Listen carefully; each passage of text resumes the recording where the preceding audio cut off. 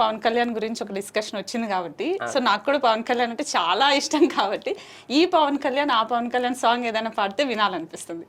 చిట్టి నడుమునే చూస్తున్నా, చిత్రహింసలో చస్తున్నా, కంటపడదు ఇక ఎదురేమున్నా, చుట్టుపక్కలేమవుతున్నా గుర్తుపట్టనే లేకున్నా, చెవిన పడదు ఎవరేమంటున్నా, గగనపు వీధి వీడి వనస వెళ్ళిపోయిన నీలి మబ్బు కోసం తరలింది తనకు తానే ఆకాశం పరదేశం, శిఖరపు అంచు నుంచి నేల జారిపోయిన నీటి చుక్క కోసం విడిచింది చూడు నగమే తన వాసం వనవాసం.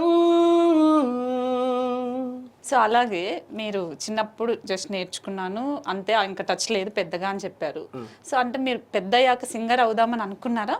అస్సలు లేదండి. అసలు నాకు ఎప్పుడు ఇటు సైడ్ అసలు ఐడియా లేదు బేసిక్గా.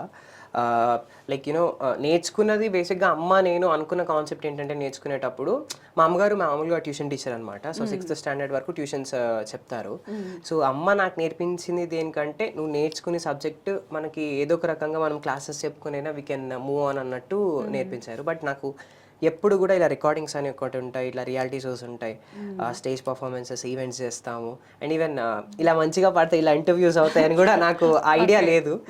బట్ ఫేమస్ అవుతాం అసలు తెలీదు. ఎందుకంటే నాకు ఈ రియాలిటీ షోస్ గురించి తెలిసేది, కానీ నేను మా ఫ్రెండ్స్ వాళ్ళు పాడేవాళ్ళు నేర్చుకునేటప్పుడు, మాతో పాటు నేర్చుకునేవాళ్ళు పాడేవాళ్ళు టీవీలో వెళ్ళి.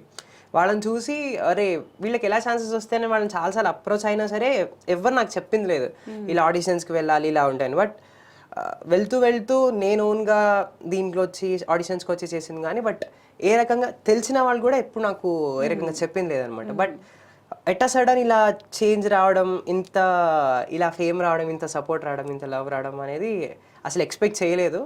And so happy and fortunate